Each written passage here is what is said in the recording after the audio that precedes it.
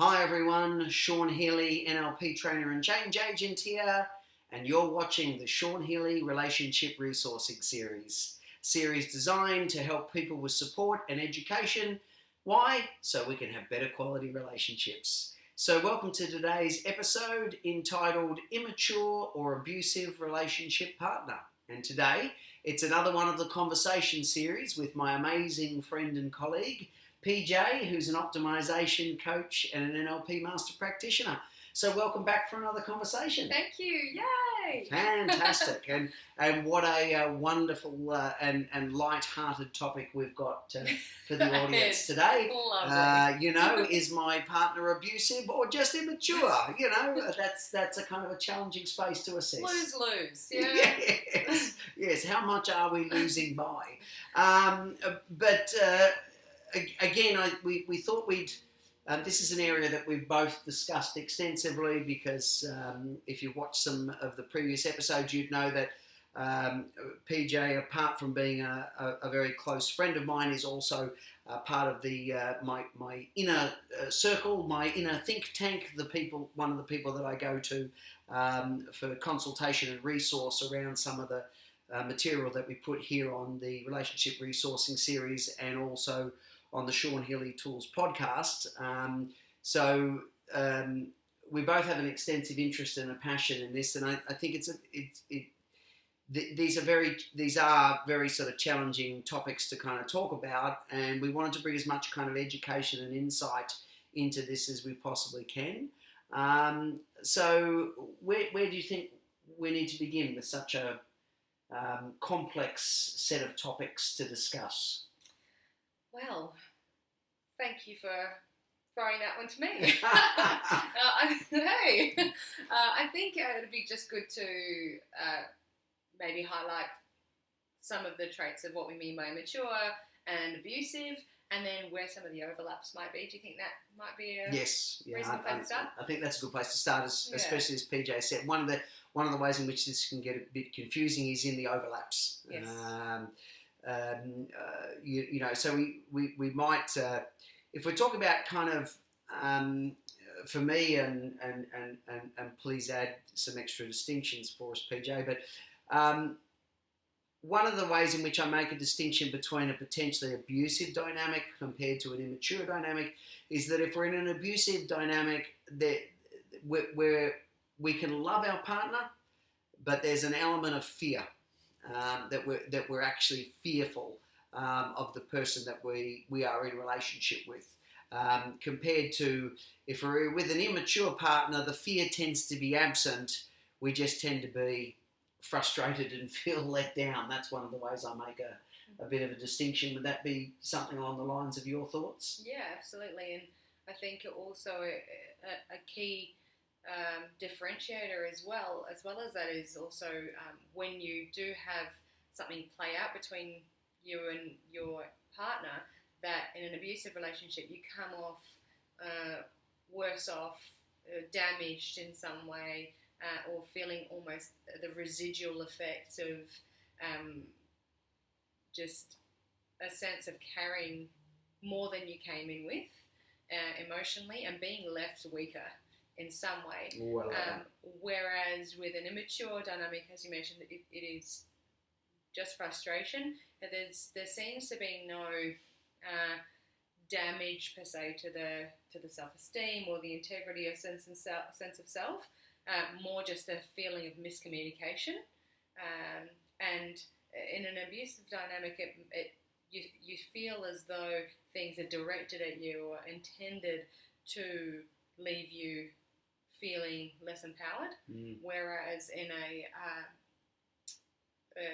immature dynamic, it's more about them not having the set of skills or tools to give you what you need. So you still miss out in getting what you need there, but there doesn't seem to be a focus on you coming off without having your needs met. It's just a consequence of them not being equipped to give you that.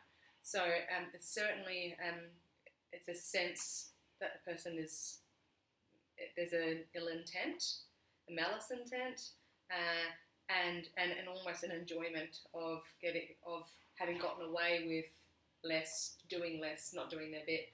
Whereas in an abusive dynamic, whereas in a immature dynamic, it's just a part of the consequence of the lack of ability to be adult in the way of relating. It's not personal, it's not directed, it's not premeditated. So definitely, I think that's a good way to gauge which is taking place. Yeah. What are your thoughts? Yeah, I really like that. It's, if we're talking about an abusive dynamic, then we're talking about that there are elements of control and power running, which means if I'm an abusive person, I'm focused on wanting to control what you do. If I'm an immature person, I just want to be left alone to do what I do, thanks. Whatever you do is fine, but just leave me alone. If I want to go drinking on Saturday afternoon with my mates, so there's, again, this is where one of the overlaps is that you will see self-centeredness in both, but in an abusive dynamic, part of that, and it comes back to very much what PJ mentioned, that one of the ways in which I keep, if I can knock your self-esteem, if I can flatten your foundation, then you're easier to control. So again, like PJ said, your self-esteem is going to take a hit progressively over time. Your selfness is going to deteriorate in some way, shape or form. Whereas, again, if I'm immature, well, I just want to be left alone. I don't want to be hassled. I don't want to have to pick up my washing. I don't want to be reminded of when to pay the bills. But I'm not necessarily overly fixated on controlling excessively in some way certain behaviours of yours. And there's a sense of entitlement and a sense of meanness, as you mentioned, coming through in different ways. But it's got a different feel to it. And one is a sense of, oh, isn't this just the way the world is? I didn't realise that I'm not paying attention to anyone else's needs. Whereas the other one is a sense of entitlement. The abusive one is a sense of entitlement of, this is the way things should be, and you're here to serve. Or, I hold no responsibility here, and it will stay this way. So it's the reason why we're covering this, because the overlaps are there in terms of the traits or the ways that they play out, but the intention and the way that the other person in the dynamic is left feeling, or the consequences of their actions, play out differently. And another one, which is a nice overlap as well, is at the start of the relationship, or when you talk to each of the either the abusive or the immature person about what their ideal relationship looks like, they will pedestalize and idealize this fantasy of, whatever their childhood perfection looked like, whether it's white picket fence, or it's we adventure, go around the world, or do adventures together, or we run 17 businesses, or whatever their grand version of a perfect ideal relationship is, the perfect wedding day. And so they both have those really idealized, romanticized, childhood-like, adolescent views of what relationship ought to be, should look like. But again, one is to entice, to lure, to get buy-in, so that they can promise the world and then deliver next to nothing. And a lot of people will say that that's their experience coming out of a relationship with someone like that, is that it was promises and promises and promises and no action or delivery. And with their adolescent relationship, it'll just be that they have these ideals and they really want that, and they genuinely want to experience that and take you on that journey, but there's no runs between, if there's a ladder connecting where they are now to that point, there's no runs in that ladder. There's no way to get there. There's no planning. It's just, let's just hope that one day we win tax lotto and this happens to us. So yeah, I just thought that's sort of, they both present that way, but very different intentions, very different consequences, and very different agendas from the person it's coming from. Absolutely, and I think that where that steers us towards a little bit is, again, if the undercurrent in an abusive dynamic is that you are afraid of the person that you love, and that there's a genuine fear for your safety, when, due to this kind of promise the world and deliver nothing, or a sense of, double standards, you get to do and say what you want, and I don't. When we go to, in a healthy relationship, if I want to call something out and have a conversation around accountability with my partner, we might not necessarily receive it well initially, but there's a willingness to work together towards, the mutual benefit of us in the relationship, not just, me, so to speak. And in an immature relationship, I'm likely to sulk, I might have a tantrum, I might kick off a bit, but that's very, very different to when you confront an abusive person, because what you're likely to find is payback and retribution. Because if I have a very strong sense of power and control and entitlement, then I'm not going to stomach you trying to put forward your needs or your autonomy. Rather than that just in an immature relationship being something that's, annoying and imposing, I'm going to see your autonomy, any expression of independence as a direct challenge and a threat to my control. And so I'm going to use any method I can to shut that down hard and shut that down fast, and in a way that makes sure that you learn the lesson, don't approach me again. I think there's a big distinction in when we try to call somebody to account who's, healthy or immature, or worst case scenario, abusive. Would that be a fair enough kind of thing to say? Yeah, and they may both use this, on the surface, the same strategy. They may both, be outraged and, like you said, and kick off. But again, how are you left feeling? And, is that because they're looking to get a certain result that's premeditated, or is it because they don't have any other way of responding and they genuinely don't have tools? So yeah, it's interesting because there is so much overlap in the behaviours, and they may present similarly, but my God, is it different on the receiving end? You certainly know when you've been with the abusive versus the immature, because of how you're left feeling. And the consideration always, if you decide to challenge an abusive partner, you need to really think that through. You need to make sure that your safety is absolutely preserved. And I also want to flag that this is not, we don't want to have this considered as specific advice, because, we're talking in terms of general themes and general behaviours to possibly pay attention to. But the variation and the individuality that can turn up here, we certainly don't want this to be construed as, specific advice. This is rather about guidelines to help you get more educated and ideally make a more informed choice. Because the more we understand the kind of dynamics that we're dealing with, the more educated we can become in kind of making our solutions. Because, like I said, sometimes if we're in a very unsafe, very threatening environment with a person, taking them on and demanding that they come to account might actually end up being a very, very risky thing for you to do. And again, you need to be able to, if you've been with a person for some period of time, you'll know to a degree what sets them off, when they're most dangerous, and please absolutely take those things into account if we're talking about, the consequences of being in a relationship with someone who is highly abusive.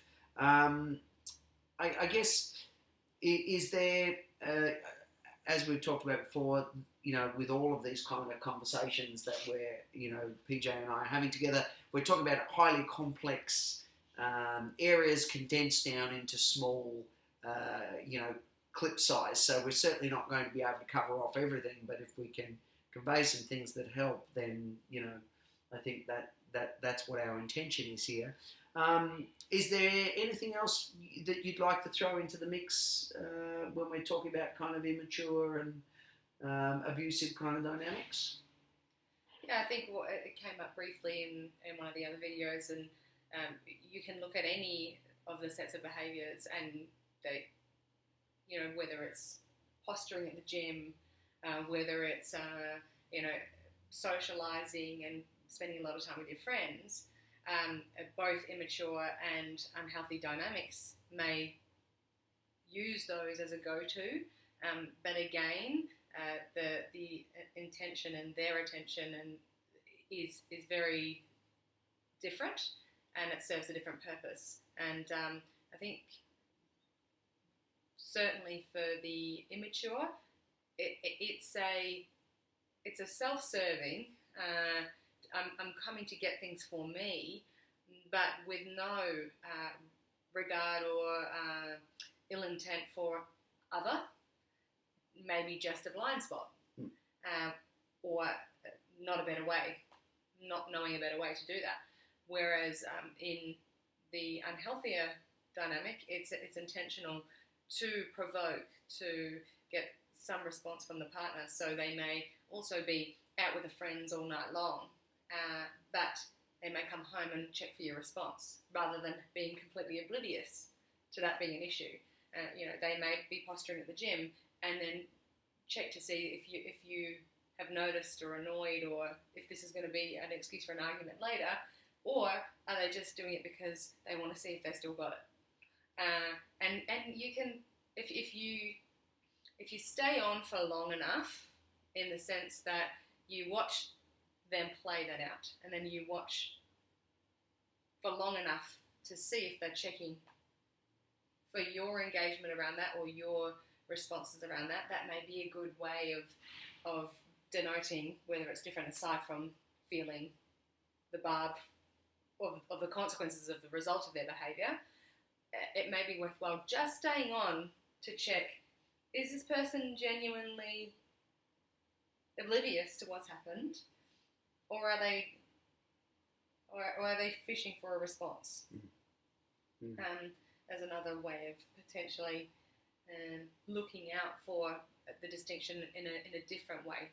Yeah, I really like that, because if I'm chronically immature, let's say I'm the clown, and my go-to response in any situation is humour, whether it's actually appropriate or not, because I'm not trying to hide my degree of control and power, you're going to get that consistent dynamic playing out everywhere. I'm the clown at home even when I shouldn't be, and I'm the clown in my social set even when I shouldn't be.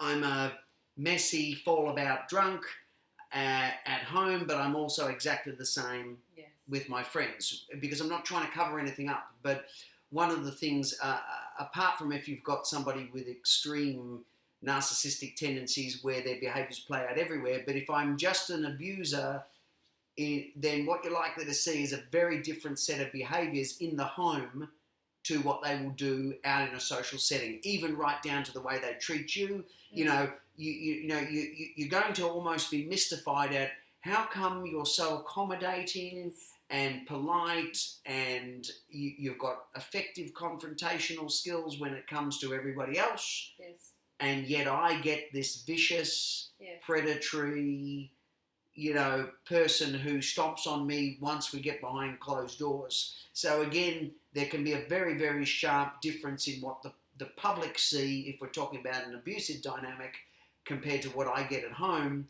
But immature, well, I'm just harmless, playful old me. Who you get is who you get. Yeah, who you get is who you get. And I think in the other dynamic, you're thinking, who is that person that everyone else gets, and can I have that, please? Yes. So, and what must be wrong with me? Because they have the tools, they have the skills, and they're holding that out on you. That I think that's a key kind of element. And as PJ sort of mentioned earlier, the extension of that is much like she was mentioning before, is that when something goes wrong and it's an abusive dynamic, you wear the consequences of that and your partner comes out squeaky clean. But if we're with an immature partner, then we both suffer from their miscalculated or reactive or wishful, poorly planned out choices, or because they've dropped out some essential piece of life detail like paying the electricity bill on time. That's I thought I'd revisit that point that you brought up, because I think that is a really key one too. Who's suffering when things go wrong? Because if it's immature, we both will. If it's abusive, you will. That's a great distinction as well, Sean. Yeah. So that's probably where we'll leave it. It's a heavy topic, and thanks for coming on and having another chat. Really appreciate it. Thank you for having me. As you can probably tell, we're both very passionate about it. Yeah, we would do a 3-day chat about this if you were willing to watch, but we won't. So, yes, but not right now. Maybe we'll do a couple of parts to this particular conversation. But we do wish you every success, because we really do deserve, wonderful relationships and to be treated as an equal and with respect and love in our relationships.